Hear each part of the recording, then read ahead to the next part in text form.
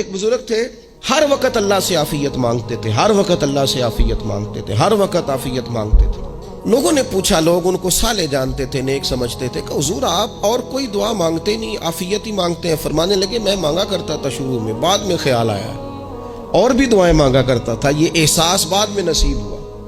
فرماتے میں مزدوری کرتا تھا، مال برداری کرتا تھا، ایک جگہ پہ ڈیوٹی کر رہا تھا تو تھک گیا، اور وہ جو کام لینے والے لوگ تھے ان کا رویہ بھی بڑا ترش تھا، تکلیف ہوئی تو میں نے اپنے مالک کی بارگاہ میں عرض کی، مالک اگر 2 روٹی بغیر مجھے مشقت کے مل جائے دن میں تو تیری بارگاہ تو بڑی کریم ہے۔ کہتے ہیں میں نے یہ دعا مانگ لی، ذرا میں تھوڑا آگے بڑھا تو 2 بندے آپس میں لڑ رہے تھے، میں ان کی صلح کرانے کے لیے، انہیں بچانے کے لیے آگے بڑھا تو میں جس کو چھڑا رہا تھا دوسرے نے میرے اوپر ضرب لگا دی، میرا بھی سر پھٹ گیا۔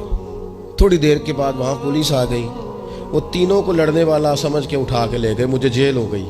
2 روٹیاں بغیر مشقت کے روز ملنی شروع ہو گئی۔ دعا مانگی تھی نا کہ یا اللہ 2 روٹیاں مل جائے نا بغیر مشقت کے، کہتے وہ 2 روٹیاں روز ملتی، کوئی کام نہیں کرنا پڑتا تھا، پر جیل ہو گئی۔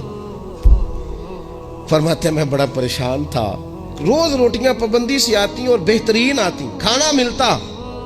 پھر کچھ عرصے کے بعد میں نے سوچا کہ یار یہ دعا تو قبول ہو گئی نا تیری، اب تو اگر اس پر کوئی الگ بات کرے گا تو وہ تو غلط کرے گا۔ کہتے پھر خود ہی میرے دل میں اللہ نے بات ڈالی اور میں نے عرض کی، مالک 2 روٹیاں نہیں، مجھے تو عافیت چاہیے، مجھے تو عافیت دے، میرے اوپر تو کرم فرما، تو نظر رحمت کر، جے ایک قطرہ بخشے مینوں، ایک قطرہ بخشے مینوں تے کام بن جاندا ہی میرا، مہربانی کر، عافیت عطا کر۔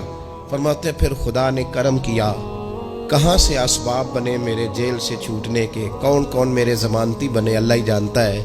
فرماتے ہیں دروازے بھی کھل گئے، رزق بھی ملتا ہے، صحت بھی میسر ہے، سجدہ بھی کر لیتا ہوں، سویرے تلاوت بھی کرتا ہوں، شام کو مدینے والے کی بارگاہ میں رج کے درود و سلام بھی عرض کرتا ہوں، میں ممکن ہوتا ہے تو کسی غریب کی داد رسی بھی کرتا ہوں۔ اب سمجھ آئی ہے، ربنا آتنا فی الدنیا حسنۃ وفی الآخرۃ حسنۃ وقنا عذاب النار۔ اب سمجھ آئی ہے رب سے جب بھی مانگنا ہے عافیت ہی مانگنی ہے۔ مشکات میں موجود ہے، اللہ کے پیارے رسول صلی اللہ تعالی علیہ وسلم تیمارداری کے لیے گئے تو صحابہ کرام فرماتے ہیں وہ بندہ نا اتنا پتلا نحیف اور لاغر ہو گیا تھا جس طرح چڑیا کا بچہ ہوتا ہے، کمزوری ضعف طاری تھا۔ تو محبوب کریم نے اسے دیکھا تو بڑے کریمانہ انداز میں کریم فرمانے لگے، تو کوئی دعا نہیں مانگتا، تو عافیت نہیں مانگتا اللہ سے؟ عرض کی یا رسول اللہ صلی اللہ تعالی علیہ وسلم، میں نے اپنے رب کی بارگاہ میں عرض کی ہے، مالک قیامت کا عذاب بڑا سخت ہے، میں نہیں برداشت کر سکتا، تو نے اگر مجھے کوئی سزا دینی ہے تو یہیں دے لے، قیامت کو نہ دینا۔ کہتے محبوب فرمانے لگے سبحان اللہ، او خدا کے بندے تو رب کی سزا دنیا میں بھی نہیں سہ سکتا، اللہ سے یہ بھی سوال نہ کر، تو رب سے کہہ ربنا آتنا فی الدنیا حسنۃ وفی الآخرۃ حسنۃ وقنا عذاب النار۔ تو رب سے دنیا میں بھی حسنہ مانگ، بھلائی مانگ، تو آخرت کے لیے بھی بھلائی مانگ، تو اس سے عافیت کا سوال کر۔ تو نے یہ سوال کیوں کیا؟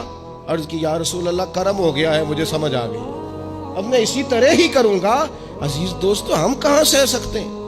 ہم دنیا میں رب کی سزا ہم نہیں سہ سکتے، ہم کمزور ہیں تو گرمی نہیں سہ سکتے، شدید سردی نہیں سہ سکتے، شدت کی بھوک لوگ نہیں سہ سکتے، کوئی آزمائش نہیں سہ سکتے۔ وہ جو لوگ بعض اوقات کہہ دیتے ہیں نا جی فلاں چیز ہمارے اعمال کا نتیجہ ہے، تو میں کیا کرتا ہوں، نہ کوئی یار، ہم تو یہ بھی نہیں سہ سکتے، ہم کہاں برداشت کر سکتے ہیں، ہمیں تو وہ معاف ہی فرمائے، ہم حساب والے ہیں ہی نہیں، ہم تو صرف معافی والے ہیں۔ ہم سے نہ حساب پوچھے، اس نے حساب پوچھا تو پھر تو بڑی مشکل ہو جائے گی، اگر اس نے حساب پوچھا تو بڑی رسوائی ہو جائے گی، اگر حساب پوچھا تو مشکلات سامنے دکھائی دینے لگ جائیں گی۔